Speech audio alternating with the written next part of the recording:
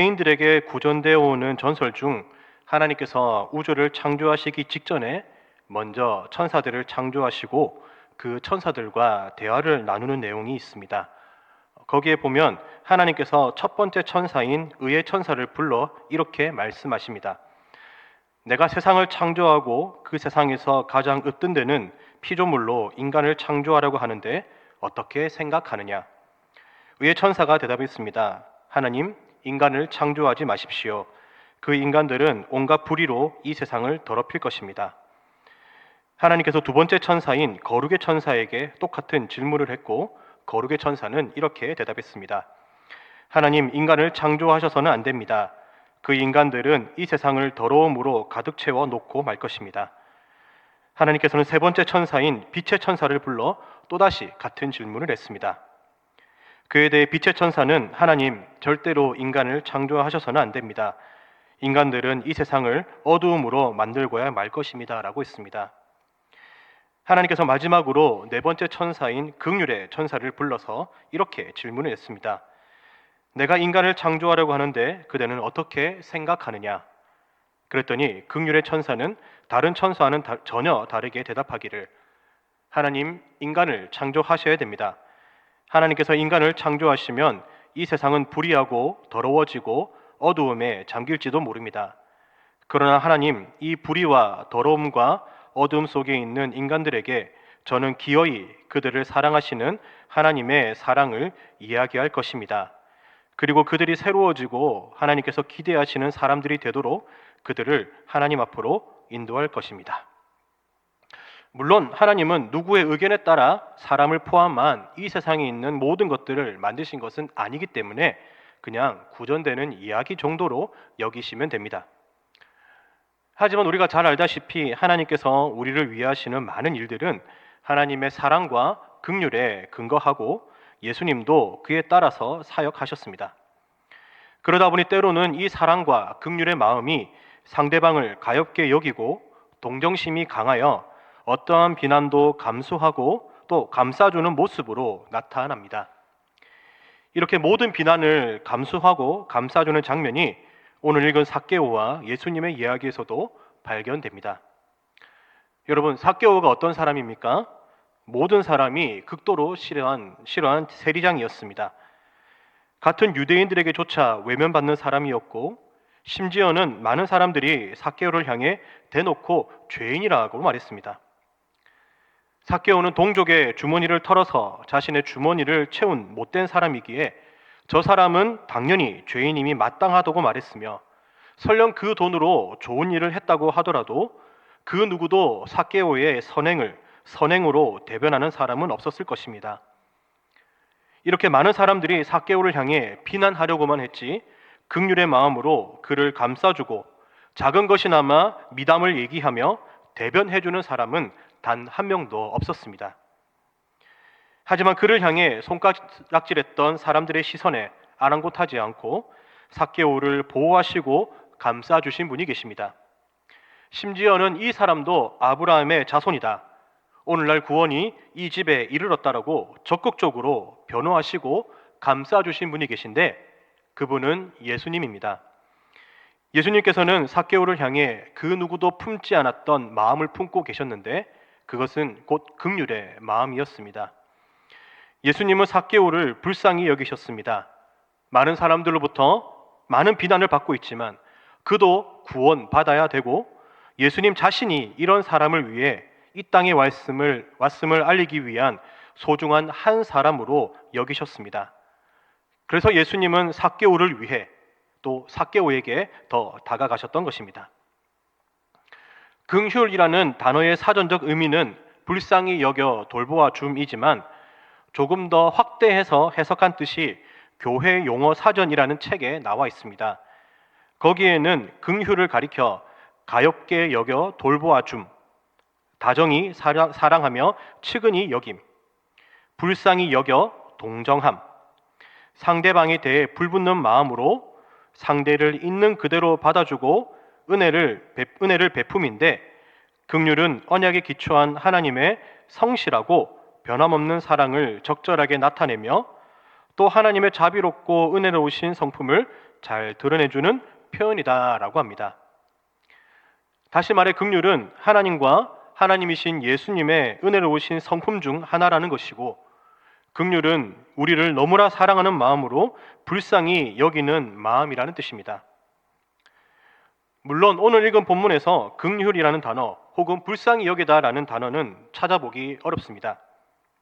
하지만 마태복음 9장 13절의 말씀에 비추어 본다면 삭개오를 향한 예수님의 긍휼의 마음을 엿볼 수 있습니다. 마태복음 9장 13절 말씀입니다. 너희는 가서 내가 긍휼을 원하고 제사를 원하지 아니하노라 하신 뜻이 무엇인지 배우라. 나는 의인을 부르러 온 것이 아니요 죄인을 부르러 왔노라 하시니라. 이 말씀은 세리 출신의 제자였던 마태와 많은 죄인들과 함께 식사를 하고 계신 예수님의 모습을 보고 바리새인들이 예수님을 향해 정죄하자 그들을 향해 예수님께서 하신 말씀입니다. 하나님의 아들이신 예수님께서는 자신은 긍휼의 마음을 가지고 죄인을 부르기 위해서 이 땅에 왔다라고 분명히 말씀하셨지만, 바리새인들을 향해서는 너희들은 정죄할 줄만 알지 그들을 긍휼의 마음으로 여기지 않고 있다라고 단호히 말씀하셨습니다. 물론 모든 사람은 죄인입니다. 모든 사람이 원죄를 가지고 있지만 많은 사람들에게서 죄인이라는 낙인이 찍힌 미운털이 박힌 사람에게 예수님은 긍휼의 마음으로 누구보다 더 다가가셨습니다. 이러한 맥락에서 볼 때 예수님은 긍휼의 마음을 항상 가지고 공생의 기간에 사역했음을 알 수 있습니다. 그래서 오늘 말씀에서도 삭개오를 위한 예수님의 긍휼의 마음을 알 수 있고, 삭개오를 향해 비난이 빗발치는 그 가운데서도 삭개오를 감싸주신 이유를 알 수 있습니다. 본문을 보면 예수님께서는 단 두 문장으로 삭개오를 향한 모든 비난을 잠재우셨습니다. 첫 번째는 삭개오도 아브라함의 자손이다는 것이고, 두 번째는 나는 잃어버린 자를 찾아 구원하려 왔다입니다. 사실 이 말씀은 삭개오 한 사람에게만 해당되는 것이 아니라 넓게 보면 우리 모두에게 적용되는 말씀입니다. 그래서 오늘 말씀을 통해 우리를 위한 예수님의 두 가지 긍휼의 마음을 살펴볼 것인데, 결론부터 말씀드리면 첫 번째는 죄인을 의인으로 여기신 것이고, 두 번째는 죄인을 구원하신 것입니다. 그렇습니다. 오늘 말씀을 통해 알 수 있는 우리를 위한 예수님의 긍휼, 첫 번째는 죄인을 의인이라고 여기신 것입니다. 9절 말씀입니다. 예수께서 이르시되 오늘 구원이 이 집에 이르렀으니 이 사람도 아브라함의 자손이미로다. 여기서 중요한 것이 아브라함의 자손입니다. 여러분, 아브라함의 자손이 어떤 사람입니까? 바울은 갈라디아서 3장 6절에서 7절 말씀에 이렇게 말합니다. 아브라함이 하나님을 믿음에 그것을 그에게 의로 정하셨다 함과 같으니라. 그런즉 믿음으로 말미암는 자들은 아브라함의 자손인 줄 알지어다. 하나님께서는 아브라함에게 하늘의 많은 별을 보여주시며 내 자손도 이와 같으리라는 말씀을 하셨고, 이것을 믿은 아브라함의 그 믿음을 보시고 의롭다라고 칭하셨습니다. 그래서 아브라함은 의인이 되었고, 그로 인해 믿음으로 말미암는 자들은 아브라함의 자손이라고 하셨습니다. 그래서 당시 유대인들은 혈통으로 인한 민족의식이 대단히 강했기 때문에 아브라함의 자손이라는 말을 하나님의 자녀됨 또는 의인의 대명사로 사용했습니다. 그러다 보니 유대인들에게 있어서 아브라함은 굉장히 상징적인 존재였습니다. 누구에게나 함부로 갖다 붙일 수 있는 그런 존재가 아니었습니다. 그런데 유대인들의 입장에서 그렇게 상징적인 존재를 삭개오와 같은 사람을 향해 말씀하셨다는 것은 뭔가 앞뒤가 맞지 않는 것이죠. 죄인은 죄인이지 절대 죄인이 의인이 될 수 없기 때문입니다. 의롭다라고 칭함을 받는 이 칭의는 인간의 어떠한 노력으로도 이룰 수 없습니다. 죄로 인해 전 인격이 부패한 사람의 내부에서는 어떠한 의로움도 발견할 수 없기 때문입니다. 그렇기에 우리 밖에 있는 완전한 의로움이 필요한데, 그 밖에 있는 완전한 의로움이 바로 예수님의 의로움이었습니다. 종교개혁자 마틴 루터는 우리 밖에 있는 예수님의 완전한 의로움이 믿음으로 말미암아 우리에게 전가되었다라고 말합니다. 이것은 예수님과 연합함으로 예수님의 의가 우리에게도 옮겨지게 되었고, 이 예수님의 의로움을 보고 하나님은 의로운 사람이다라고 선언하시는 것입니다. 삭개오도 마찬가지입니다. 삭개오 스스로는 의인이 될 수가 없습니다. 원죄로 인한 것이든 자범죄로 인한 것이든 말입니다. 그러나 하나님이신 예수님께서는 삭개오를 향해 아브라함의 자손이라고 말하시고 선언하심으로 그도 의인의 대열에 합류하게 되었습니다. 그렇게 칭의 역시도 하나님의 긍휼에서 비롯되었습니다. 앞서 말씀드렸듯이 사람은 절대 하나님께서 원하시는 의로움에 도달할 수 없습니다. 그러나 그것을 긍휼의 마음으로 보시고 하나님께서 죄인을 향해 의롭다라고 선언하심으로 모든 것이 해결되었습니다. 하나님께서 선언하시지 않으면 죄인은 계속해서 죄인으로 남게 되고 그 결과는 곧 지옥으로 가는 것과 다름없었습니다. 하지만 하나님은 긍휼의 마음으로 죄인을 의인이라고 칭해 주셨습니다. 마찬가지로 예수님께서 삭개오를 위한 긍휼의 마음이 없었다면 삭개오는 그 누구에게조차 아브라함의 자손, 즉 의인이라는 말을 듣지 못했을 것입니다. 하지만 예수님께서 그를 아브라함의 자녀라고 하셨기 때문에 이제는 그 누구도 이 사람이 의인이라는 것을 부정할 수 없게 되었습니다. 그 사람이 어떠한 신분을 가졌고 어떠한 형편에 처한 사람이라고 할지라도 하나님이신 예수님께서 선언하신 것을 바꿀 수도 없을 뿐더러 그 누구도 부정할 수 없기 때문입니다. 삭개오는 세리장이었습니다. 당시 유대인들에게 세리라고 하면 부당한 이득을 취했는데 심지어 동족들까지 착취하며 자기의 배를 불리는 사람이었기에 너나 할 것 없이 싫어하는 사람이 세리였는데 그 세리의 장이라는 것이었습니다. 그러니 그 미움은 더했겠죠. 그러던 어느 날 여리고에 예수님께서 나타나셨습니다. 예수님을 보기 위해 수많은 인파가 몰려들었고 거기에 삭개오도 예수님을 보고자 했지만 키가 작아 볼 수 없게 되자 돌 무화과 나무에 올라갔습니다. 하지만 그 누구도 삭개오를 신경 쓰지 않았습니다. 삭개오가 뭘 하든 어디에 있든 그 누구도 관심을 가지지 않았고 모든 사람들의 시선은 예수님을 향해 있었습니다. 하지만 모든 사람의 시선이 예수님을 향한 그때 예수님은 단 한 사람, 삭개오를 향하셨고 삭개오야, 속히 내려오라. 오늘 너희 집에 머물러야겠다라고 직접 말씀하셨습니다. 그런데 여러분, 예수님이 삭개오가 어떤 직업을 가졌고 어떤 평판을 받고 있는지 모르셨기 때문에 많은 사람들이 모인 곳에서 그런 말씀을 하셨던 것일까요? 아닙니다. 예수님은 모든 것을 알고 계셨습니다. 이후로 예수님의 말씀에 삭개오는 속히 내려와 즐거운 마음으로 예수님을 집으로 모셨습니다. 그런데 그 모습을 본 사람들이 수군거리기 시작합니다. 7절 말씀입니다. 저 사람이 죄인의 집에 유하러 들어갔도다 하더라. 여러분, 이 말은 예수님 같은 선한 사람이 삭개오와 같은 죄인의 집에 들어가는 것은 상상도 못했던 것이며 도저히 조화가 맞지 않는 모습임을 말하는 것입니다. 그래서 이 수군거림은 한두 사람을 넘어 많은 사람들에게까지 번졌을 것입니다. 수많은 사람이 죄인으로 낙인 찍어버려 아무도 변호하려거나 보호하려 들지도 않았습니다. 그래도 삭개오는 괜찮은 사람입니다라고 말하는 사람은 그 가운데 아무도 없었습니다. 하지만 그때 예수님께서 침묵을 깨고 말씀하십니다. 오늘 이 집에 구원이 이르렀다. 이 사람도 아브라함의 자손이다. 삭개오를 죄인 취급한 모든 사람들에게 청천벽력과 같은 말씀을 하신 것입니다.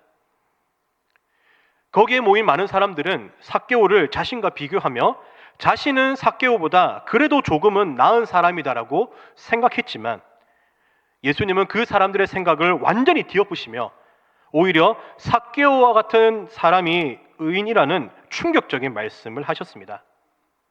그것도 누군가를 통해서가 아니라 예수님께서 직접 삭개오를 만나시면서 하셨다는 것은 거룩하신 하나님께서 어떠한 방법으로든 도달할 수 없음을 아셨던 하나님께서 인간 가운데 친히 다가오셨음을 말합니다.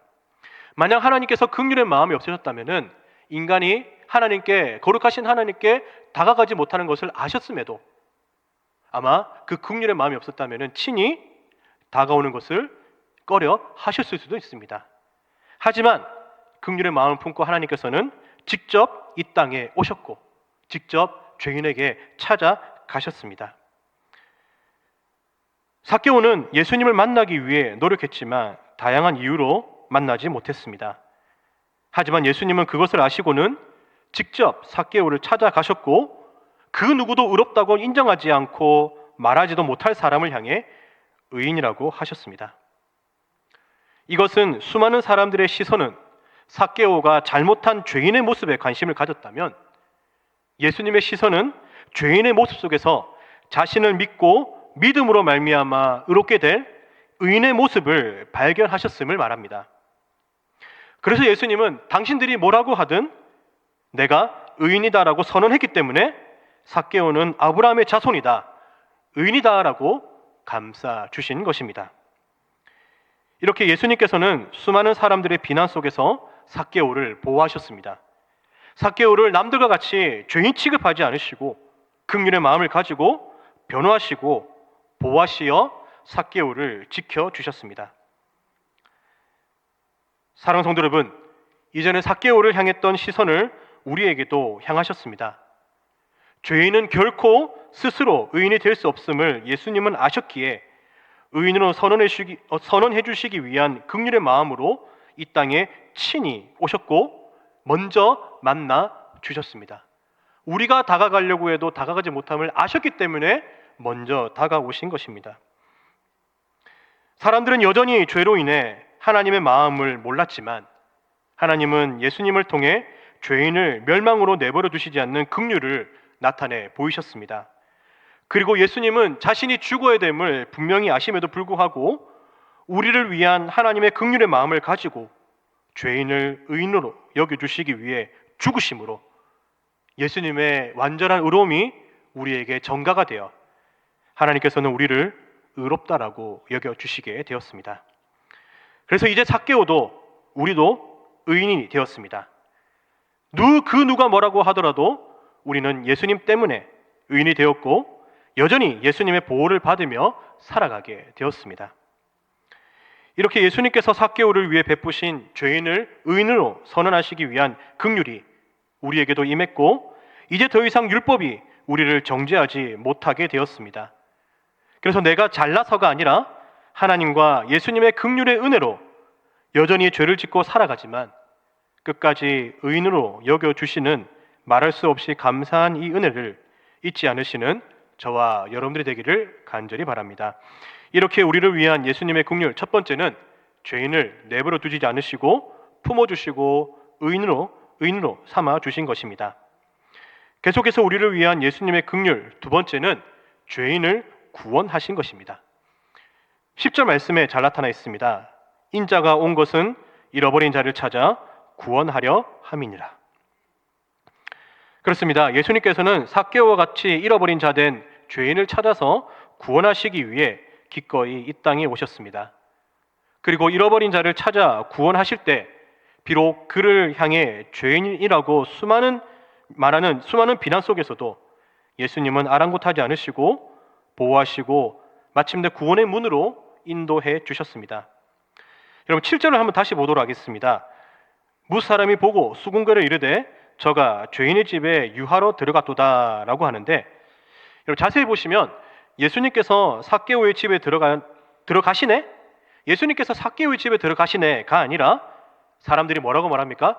죄인의 집에 들어간다라고 말합니다. 여러분 일반적으로 누군가의 집에 방문한다고 한다는 것은 방문하는 것을 목격한 사람들은 누구의 집에 가는구나라고 그 사람이 누구의 집에 들어갑니다라고 말하지 죄인의 집에 들어간다고 직접적으로 말하지는 않습니다. 그런데도 죄인의 집에 들어간다는 말은 삭개오는 이미 많은 사람들에게서 삭개오라는 이름은 잊혀지고 죄인이라는 낙인이 찍혔음을 알 수 있습니다. 하지만 그럼에도 불구하고 예수님은 삭개오를 구원하기 위해 오셨음을 말씀하시며 그를 긍휼의 마음으로 변호해 주셨습니다. 이것은 비록 삭개오는 원죄를 가진 죄인이면서 동시에 수많은 사람들에게조차 죄인이라고 비난받는 죄인이지만 내가 이 사람을 구원하기 위해 이곳에 왔음과 죽음으로 향하는 죄인들을 바라보시며 어떻게든 구원하시고자 하는 이 긍휼의 마음을 품고 예수님을 믿고 구원받을 그 잃어버린 한 사람을 위해 오셨음을 말합니다. 그런데 이런 긍휼의 마음은 예수님에게서만 나타나는 것이 아니라 아담의 원죄로 인해 죄가 이 땅에 들어왔을 때부터 나타났습니다. 죄로 인한 죽음이 아담과 하나님 사이를 단절시켰지만 그때에도 하나님께서는 자신의 형상으로 만든 사람을 긍휼히 여기심으로 사탄의 머리를 박살낼 예수님을 보내주시겠다고 약속하셨습니다. 아마 하나님 모든 것을 알고 계셨고 딱 그때 적절하게 약속의 타이밍을 주신 것이지만 어쨌든 하나님은 모든 과정들을 알고 계셨고 가장 필요한 때, 그 필요한 때가 언제입니까? 사람에게 죄가 들어왔을 때 하나님은 너희들의 긍휼의 마음으로 이 죄에서 건져낼 메시아를 보내주겠다라고 약속하셨던 것입니다. 마치 아담이라는 처음 도미노가 죄로 인해 쓰러지게 되자 뒤이은 인류라는 도미노가 걷잡을 수 없이 쓰러지게 되면서 모든 사람에게 죄가 들어오게 되었지만 그럼에도 불구하고 하나님은 하나님의 시선은 그를 구원하기 위해 아담의 죄인된 모습을 지나 땅으로 향하셨고 그 땅에 그를 구원할 예수님을 보내셨던 것처럼 말입니다. 그로 인해 이 땅에서 하나님의 사랑과 긍휼의 마음이 예수님을 통해 실현되었습니다. 그런 면에서 볼 때 삭개오를 향한 많은 사람들의 참소는 마치 사탄이 우리를 향한 참소와도 같습니다. 요한계시록 12장 10절은 사탄을 향해 우리를 참소하는 자다라고 말합니다. 이 말이 뭡니까? 하나님, 죄는 죄인입니다. 죄인이기에 내가 지옥으로 데려가겠습니다. 그리고 어떻게 거룩하신 하나님이 죄인과 함께 있을 수 있는 것입니까? 말도 안 됩니다. 라며 참소할 때마다 우리는 할 말이 없습니다. 왜 그렇습니까? 다 맞는 말이기 때문입니다. 하지만 그때 하나님은 예수님의 대속의 피와 완전한 의를 보여주시며 그래도 이 자는 내가 선택한 자녀이다. 내가 하나뿐인 아들을 십자가에 처절하게 죽이면서까지 구원한 내가 선택한 자녀다라고 보호해 주십니다. 인자가 온 것은 잃어버린 자를 찾아 구원하려 함이니라. 여러분, 이것은 우리를 참소하는 사탄을 향한 예수님의 대변과도 같습니다. 우리를 보호하시기 위해 기꺼이 십자가에서의 죽음도 마다하지 않으신 예수님께서 직접 변호해 주십니다. 그래서 참소하는 자들과 같이 나를 똑같이 취급하시는 것이 아니라 잃어버린 자를 찾으시며 긍휼의 마음으로 불쌍히 여기시고 우리를 구원하신 예수님이 계시기에 우리가 이 자리에서 하나님을 아버지로 고백하며 예배를 드릴 수 있게 되었습니다. 그렇습니다. 예수님의 사역은 긍휼 그 자체였습니다. 긍휼의 마음으로 죄인을 바라보시며 긍휼의 마음으로 그들을 내버려 두면 안 될 것으로 여기시고 구원하셨습니다. 인간 스스로는 구원의 길에 이를 수 없자 오직 유일한 구원의 길 되신 예수님께서 친히 오셨고 그 길로 친히 인도해 주셨습니다. 예수님의 이 말씀이 있고 난 이후 삭개오의 상황은 기록되지 않았습니다. 하지만 삭개오는 자신을 변호하시고 보호하신 예수님 때문에 사람들 앞에서 더 당당하게 예수님께서 나를 위해 오셨어라는 그 믿음으로 그 전과는 분명히 다른 삶을 살지 않았을까요? 우리도 마찬가지입니다. 우리를 위한 하나님의 사랑은 긍휼의 마음에서 비롯되었고 긍휼의 마음에서 더 커졌습니다. 삭개오를 위한 예수님의 긍휼이 동일하게 우리에게도 임했습니다. 그리고 여전히 우리를 긍휼의 마음으로 바라보시며 우리를 어떠한 상황에서든지 지키시고 보호하시며 변호하심을 믿으시기 바랍니다.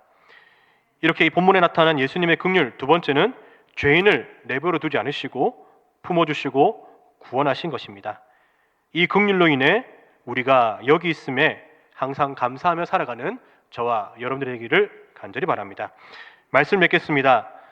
삭개오를 향한 따가운 시선과 현실적인 삭개오의 문제에도 불구하고 예수님은 긍휼의 마음을 하나님께서 보내신 사명에 따라 죄인에게 친히 베푸셨습니다. 죄인이 무너져 가는 것을 보고만 계신 것이 아니라 불쌍히 여기셔서 직접 나서신 예수님이 오늘 저와 여러분들이 믿고 있는 예수님입니다. 그래서 지금도 참소하는 사탄에게서 우리를 보호하시고 변호하시는 예수님의 은혜와 긍휼에 날마다 감사하며 살아가시는 저와 여러분들 되기를 간절히 바랍니다.